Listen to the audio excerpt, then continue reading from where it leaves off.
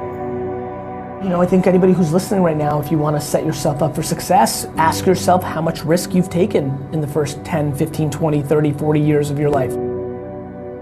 When I started talking about business on Twitter, every single comment in 2009 was, shut your mouth, wine boy, stay in your lane. I'm telling you right now, you want to talk about why so many of you aren't exactly where you want to be? Look deep inside yourself on what your expectations of others are. Ask yourself how much you've been succumbing to peer pressure. Like if you've always wanted to be cool to the popular kids in your high school, you're in trouble. The amount of people in here that have a job they hate and they buy things they don't care about to impress people they don't give a fuck about scares the shit out of me. Most people spend money on dumb things, which then forces them to do things they don't want. Long before I became the wine guy on YouTube and Twitter, I was a businessman. And I think if it's your truth, there's a very big difference between being an entrepreneur and a successful entrepreneur. I can say that I'm a football player, doesn't mean I'm gonna get paid to do it. And so I think the truth, I think it's unbelievably exciting for me. It feels warm in my heart that the thing that I've seen consistently, analyzing this every second of my breathing day for the last decade, has been whatever your truth may be, as long as it is actually your truth, you will always over-index. And people have told me to not curse on stage. You know, my agents who book, like, stop cursing on stage because we're losing so much money. I'm like, I can't. I have to be me, and wherever the chips fall, and I think for everybody, A, it's fun because it's easier, and B, audiences are smart, to your point. You can smell when that person wants to put their agenda through. And so I think the truth, which is a very exciting answer to this question, the truth is undefeated. My friends, accountability, giving with no expectation in return, playing the long game, every single person's business or ambition will grow exponentially tomorrow if they spend the next 13 years giving away free content forever. Seems super non-natural. When do you monetize? How do you do this? The person that holds the breath the longest wins. Being efficient, executing, shooting for those big goals is predicated on your actions. Do you take an extra long lunch from jury duty to say, you know what, cool, I'm gonna chill and watch YouTube videos? Or do you hustle your face off and try to cram as much in? So many of you that actually want this, have the skills to do this, right? And sometimes, once in a while, just need to see a different version of it to understand, right? To me, this is an video, right? Did you mail it in? Did you mail in that 15 minute call got canceled? You had a packed day, 15-hour day. It got canceled. What are you doing in that 15 minutes? And by the way, sometimes those 15 minutes are absolutely worth calling your mom, calling your daughter, FaceTime with your kids, but it's just making every minute count. Every minute has to count. Every minute has to count if you want so much, because you just don't have as many of them as you think. You just don't. Do you know yourself? Or do you aspire to be something you might actually not be? You have the dream, but you have to execute it, and it's just gonna take you time. Because either at 15 you're gonna make it up and try to front, which is your vulnerability, or you'll just put in the work, and that's it. Like, it's just a process, man. Life is long. Like, you know, like, just put out the work. We are just completely in this incredible place of unlimited options. I just struggle with people's inability to have perspective on where they sit in opportunity in a 7.7 billion person world. The quickest and easiest way to get to do what you want while paying your bills is to start sacrificing leisure and other things and start focusing on monetizing the thing that you want to do in the future. I used to drag through school. By the time I got to 3:30, I was like dead because I hated it.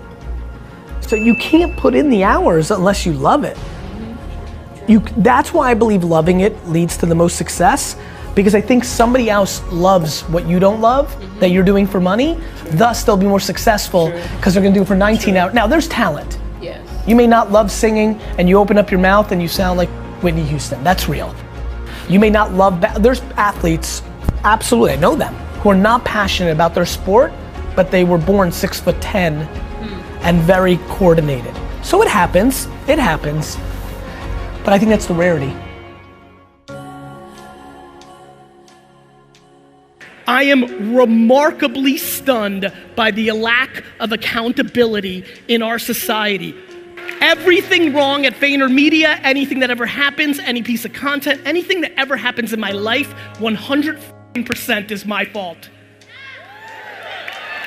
And let me tell you what happens with accountability. You get real happy. When you feel that there's no other source controlling your shit, all of a sudden it gets happier. Your ego and your insecurity doesn't want to take the L. You don't want to admit that you f***ed up. Because for some reason, so many of you are living your lives based on other people's opinions, and that is crippling you. The way to really eliminate fear is by not giving a f*** about anybody's opinion. My losses are mine. I'll deal with them myself.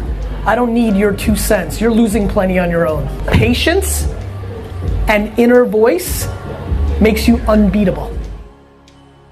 Your rank amongst the 7.7 billion people in the world when it comes to opportunity is ridiculous.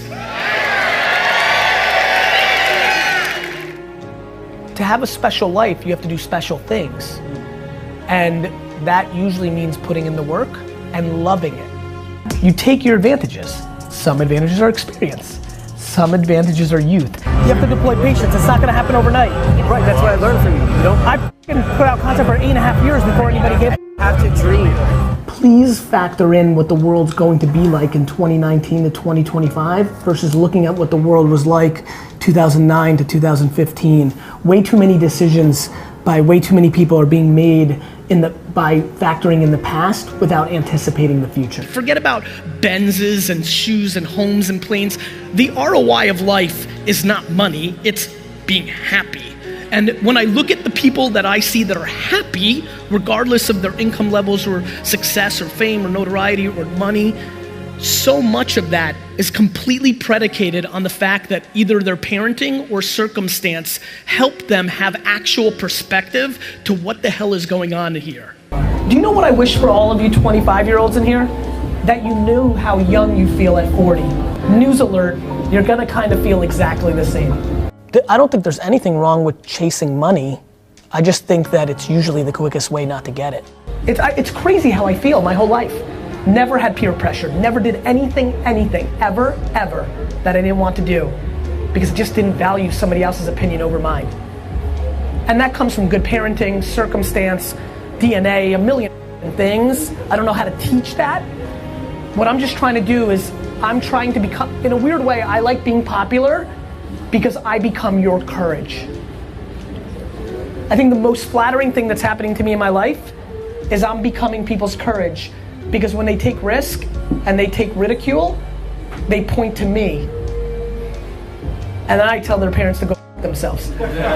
It makes the most sense in the world to go high risk in your youth. Because you can live at your parents' house, you two and 19 people watching can live in a studio 21 deep. I know it, I lived it, I saw it, I watched it. Like, this is exactly when you guys are supposed to take 2 core leaps of faith. Either go and do it for yourself or get close to something that you believe in completely. If you let somebody else's opinion, whether your spouse, your boss, your mom, your aunt, your best friend, if you genuinely are living your only life, which, oh, by the way, by modern scientific terminology is 400 trillion to 1. If you even could comprehend how ridiculous it is that we are even alive, like, do you understand how ludicrous it is that you have a life?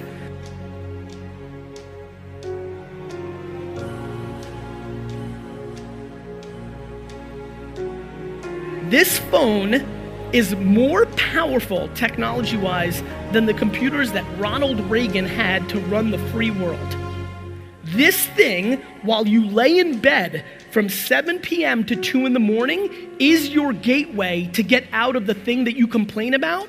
Yet, we'd rather watch entire seasons of Friends again on Netflix.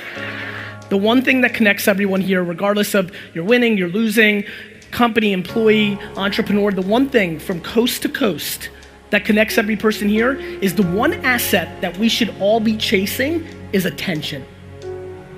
Before you achieve anything, whatever the hell you came here for, when you go and output to try to create your business, run for mayor, raise money for a nonprofit, no matter what you do, no matter what you try to accomplish, when you leave this conference, the one thing that you should be chasing is people's attention. Before you can accomplish selling a sneaker or a cookie or a t-shirt or insurance or whatever you do, you need somebody's attention to tell them. Then your message has to be on point enough to commit them into doing what you'd like. Attention, my friends, is the asset.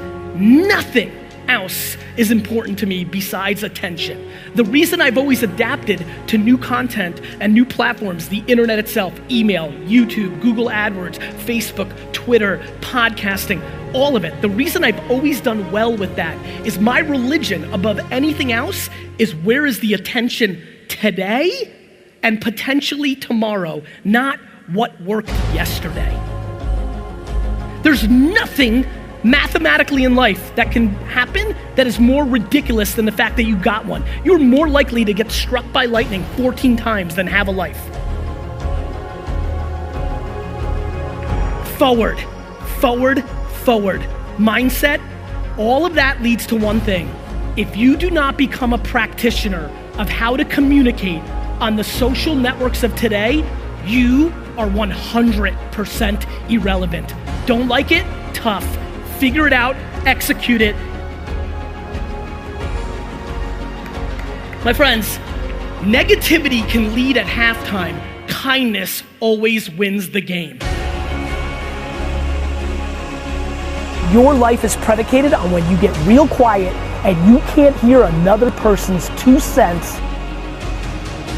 The reason I can work 17 hours a day is because I'm not spending 15 hours a day dwelling or looking back. Faking it till you make it is the great flaw of this generation. Please don't do it. Please stop listening to anybody but yourself. Please eliminate negativity from your life, because if you want to really win, it is absolutely by reinforcing positivity. So get real quiet in here, get real selective about who you're spending time with, and most of all, speak the truth. Do the right thing. Kindness is cool.